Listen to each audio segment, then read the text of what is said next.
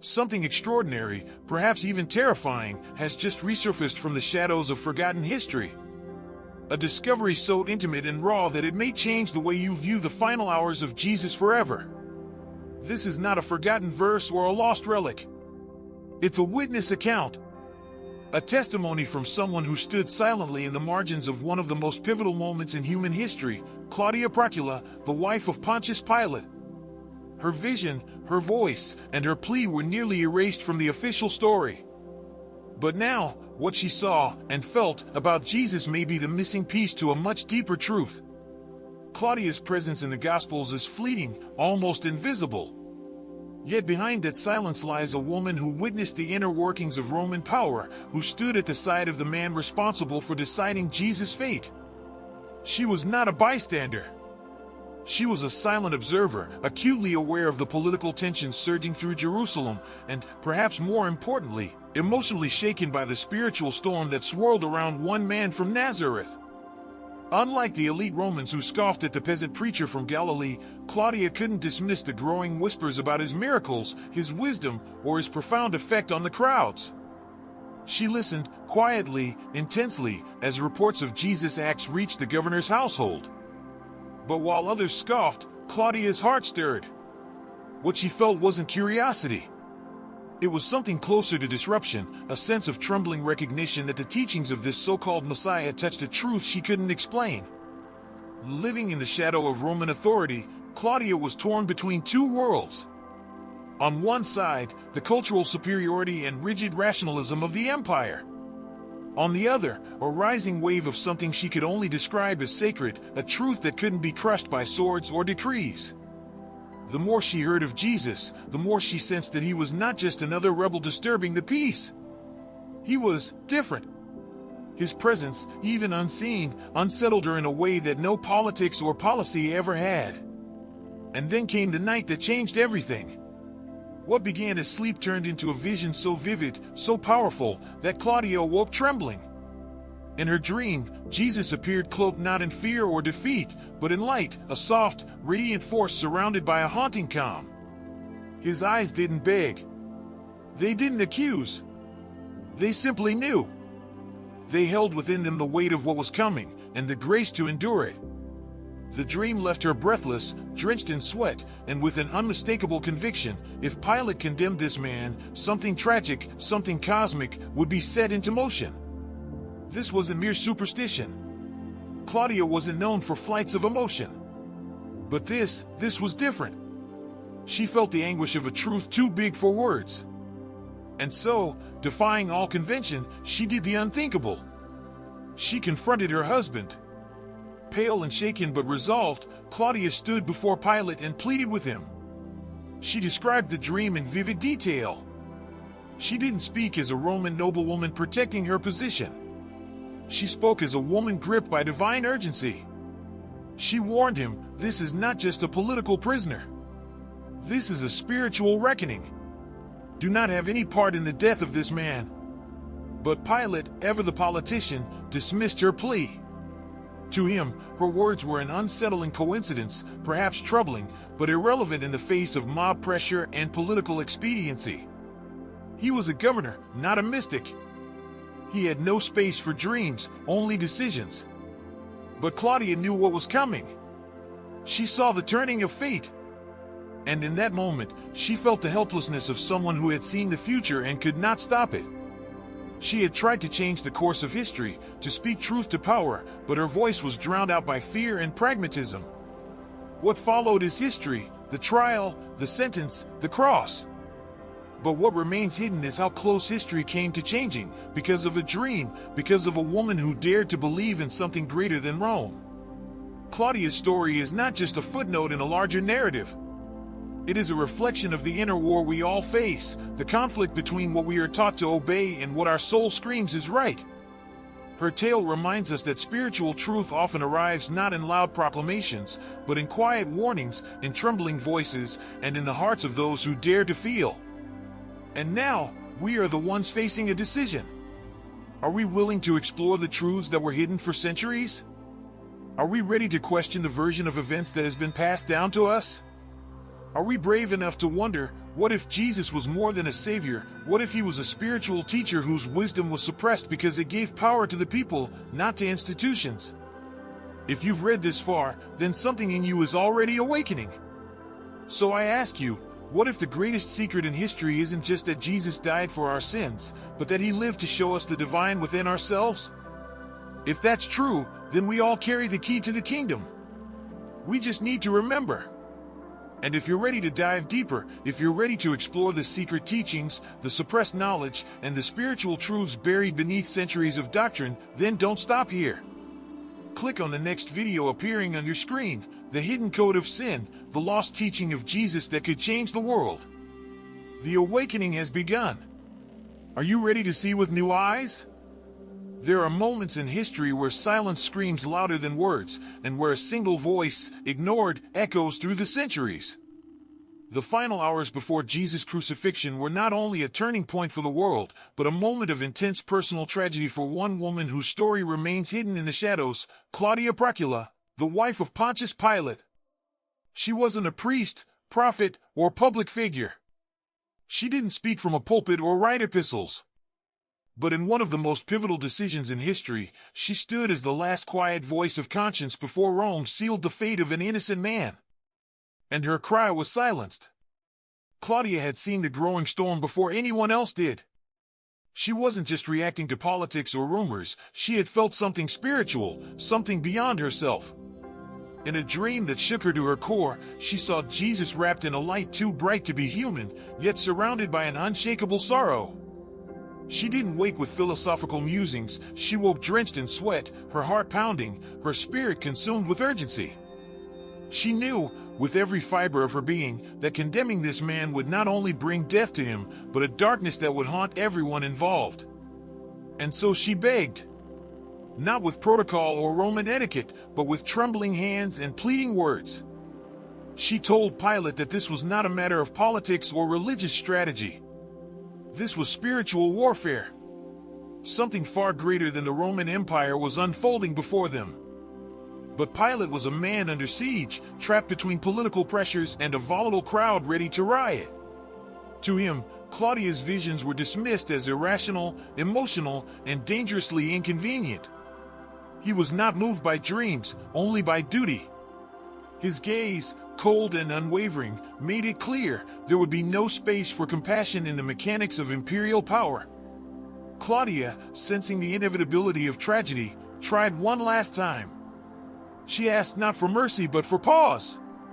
Just a moment of reflection before her husband passed judgment. But her pleas hit the walls of logic and political obligation. Pilate, despite the growing storm in his soul, could not afford to appear weak. The empire demanded a decision, and Jesus had become a symbol too dangerous to tolerate. Then came the trial, a day drenched in dread. The city itself seemed to hold its breath, as if aware of the spiritual tension beneath the surface. Claudia felt it in her bones. Every shout from the crowd was a dagger to her heart. Every accusation was a stone added to the weight of guilt pressing down on her chest. From the palace corridors, she listened.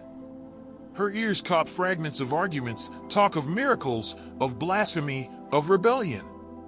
And yet, amidst the legal proceedings and shouted threats, Claudia saw something else, a man who did not defend himself with fear or anger, but with stillness. With peace. With silence. That silence haunted her. Outside, the crowd surged like a tidal wave of rage. The priests fanned the flames, shouting for blood. Pilate, caught in the eye of the storm, tried to resist. But it was useless. His attempts to calm the mob only amplified their fury. He was no longer the governor in control, he was a man standing before a beast he could not tame. Claudia saw his internal struggle. The hesitation. The weariness in his face. The way he shifted uncomfortably, unable to reconcile his authority with the moral conflict clawing at him. She recognized the moment he gave in, not in words, but in his eyes. And then it happened. The gesture that history never forgets. Pilate washed his hands. It was a symbolic act, an attempt to absolve himself of responsibility. But Claudia knew. No water could cleanse the weight of this decision. That act, as simple as it appeared, would carry consequences that echoed through time. Pilate may have hoped to distance himself from guilt, but in Claudia's eyes, that water turned to ice. Her heart sank. The tragedy she had tried to prevent was now unstoppable. When the verdict was spoken and Jesus was sentenced to die, Claudia didn't scream. She didn't protest. She simply withdrew, carrying the silent agony of someone who had seen the future unravel before her eyes and was powerless to stop it. Back in her chambers, the palace no longer felt like a sanctuary. It felt hollow, like a tomb. The grandeur of Rome meant nothing in the face of what had just happened. Claudia felt as if a sacred veil had been torn, and now the whole city stood exposed to a terrible truth. Her dream had not been a warning, it had been a prophecy. And it was being fulfilled. Rumors reached her quickly. Jesus had been scourged, mocked, crowned with thorns. The cruelty of the soldiers sent tremors through her soul. She hadn't known him, not personally, but somehow it felt like she did. She had seen his face in a dream, and it was burned into her memory. Not in anguish, but in light. Now, that light was being extinguished. Claudia was left with the pain of knowing she had done all she could, and that it wasn't enough. She stood not just as a witness to injustice, but as a symbol of every person who has seen the truth, tried to speak it, and been drowned out by power, fear, and noise. So what remains? Her story, her courage, her intuition, her voice. It reminds us that behind the political, the theological, and the historical layers of the Jesus story lies a deeply human truth, that even those closest to power can see its flaws, that even the silent have something vital to say, and that truth, no matter how suppressed, still fights to be heard. Now, the question becomes yours. What would you have done if you were in Claudia's place? Would you have spoken out, knowing it would be ignored? Would you have resisted, knowing the consequences? Or more importantly, are you willing to speak the truth now, in a world that still crucifies what it doesn't understand? If this story stirred something in you, if it opened a question in your soul, don't let it fade. Comment below, what do you think Claudia really saw in her dream? And how might it still speak to us today? Backhand index pointing right for those who feel called to go deeper. Click on the next video, The Hidden Code of Sin, the lost teaching of Jesus that could change the world. The silence is breaking. Are you ready to listen? What if the most profound truth of all had been felt not by the soldiers, the priests, or the governors, but by a woman in silence? Not a prophet, not a disciple, not even a believer in the traditional sense. Just a woman who dared to feel something when others chose power over compassion. This is the story of Claudia Procula, the wife of Pontius Pilate, whose heart broke long before the cross was raised. As news of Jesus' torture trickled through the palace like a poison mist, Claudia stood frozen in disbelief. The brutality, the mockery, the way they treated him like a criminal, it shook her to her core. She could not reconcile this treatment with the image of the man she had seen, even if only briefly. He had preached nothing but peace, lived simply, and radiated a kind of presence that whispered of something sacred. And yet, here he was, beaten and scorned as if he were the very embodiment of rebellion. Every report, every whisper of pain inflicted on him deepened her sense of guilt. The dream she had, the feeling in her chest, her plea to Pilate. All of it had been more than premonition. It had been warning, perhaps divine. And now, she could feel the world tipping into something darker, something irreversible. She wasn't just watching an injustice. She was witnessing a rupture in the very fabric of human consciousness. And yet, amidst that devastation, something else stirred in her, a painful yearning to understand. What was it about Jesus that drew such intense hatred and such overwhelming reverence? It was as if his suffering was part of something larger, something beyond Roman politics or Jewish law, something eternal. Then came the moment that would stay with her forever. By sheer fate, Claudia's eyes met his. She didn't expect it. She had only ever seen him from a distance, glimpsed through the chaos. But now, for a breathless moment, Jesus looked directly at her. Not with accusation. Not with fear. but with a gaze so pure, so utterly knowing, that it unraveled something deep within her. His face was weathered by the sun, framed by windswept hair and a beard marked by dust and time. His features were ordinary, perhaps forgettable in another context, but in that moment, he was more than man.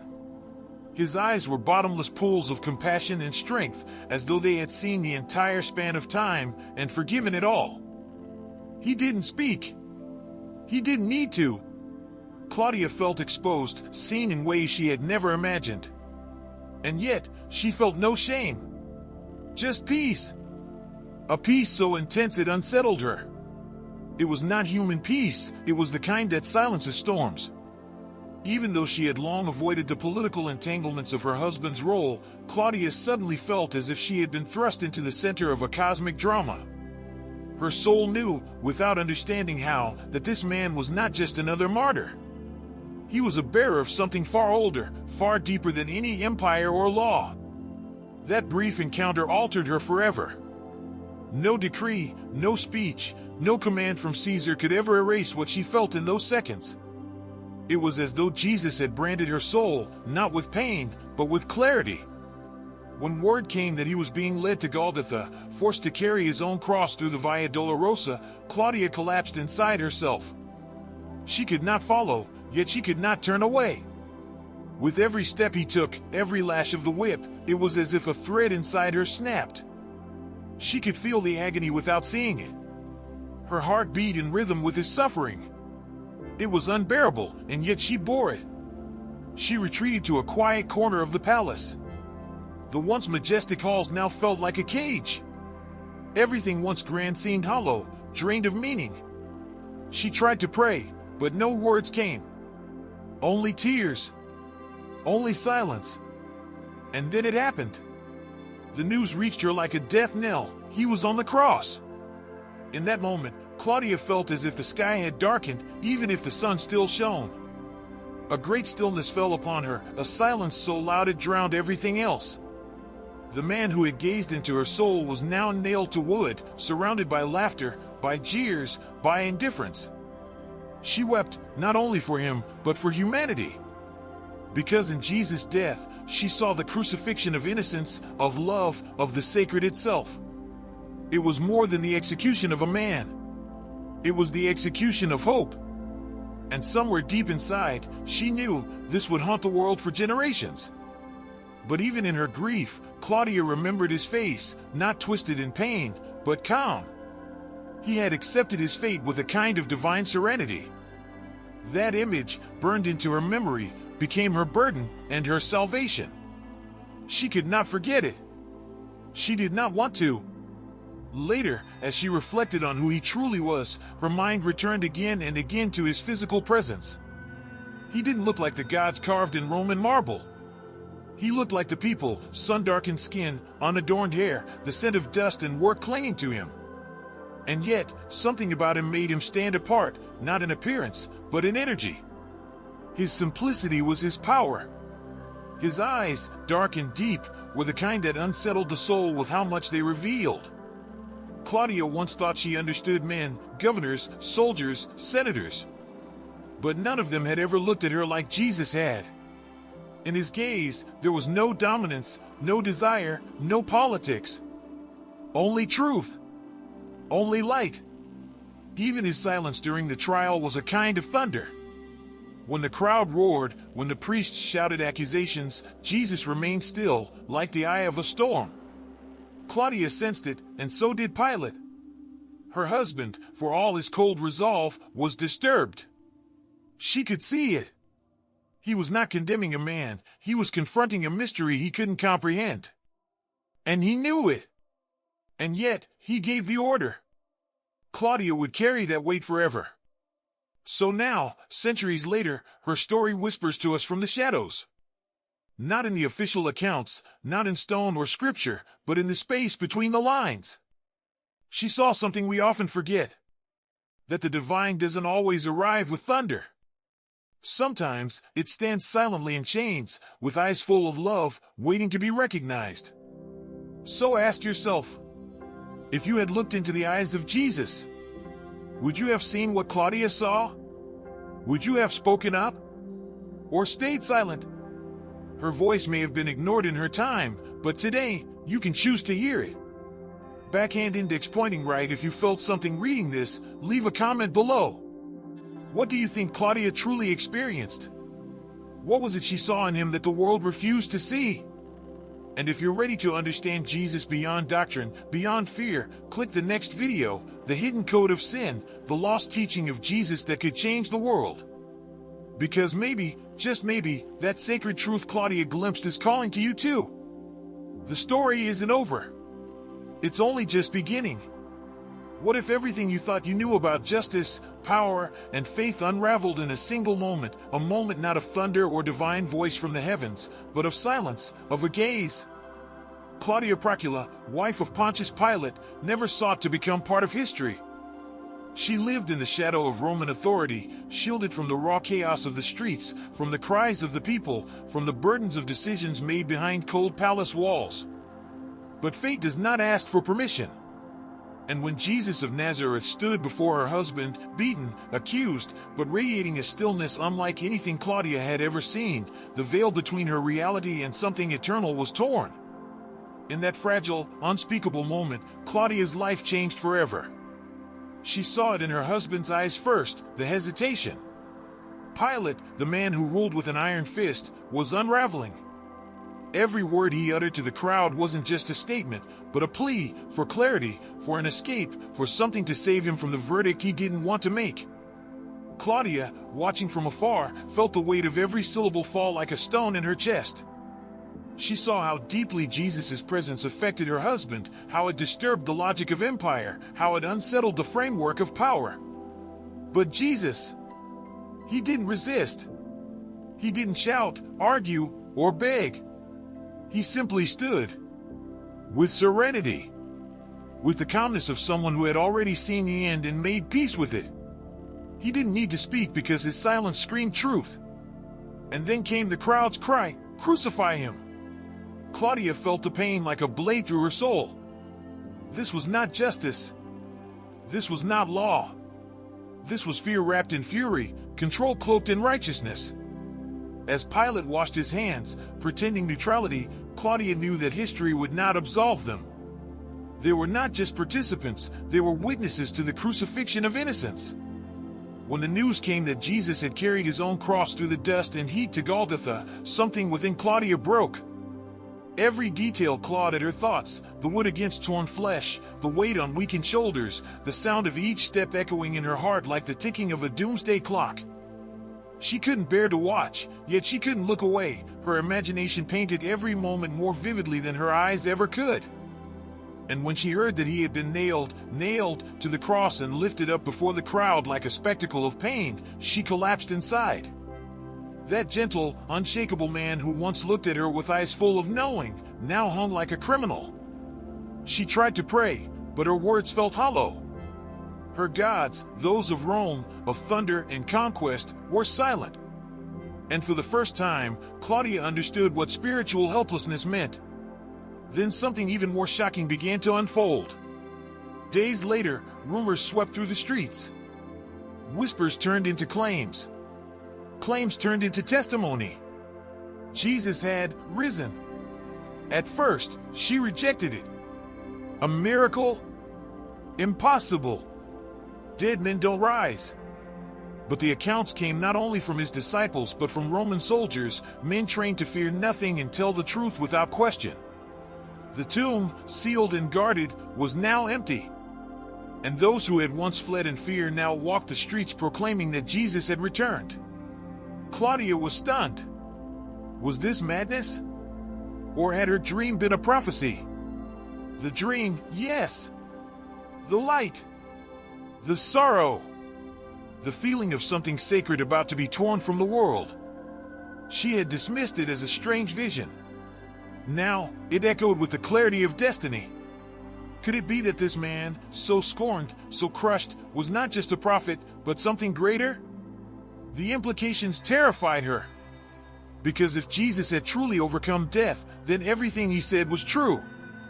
Every word about love, forgiveness, inner peace, and the kingdom of God not being a place, but a state of being within us was no longer just philosophy.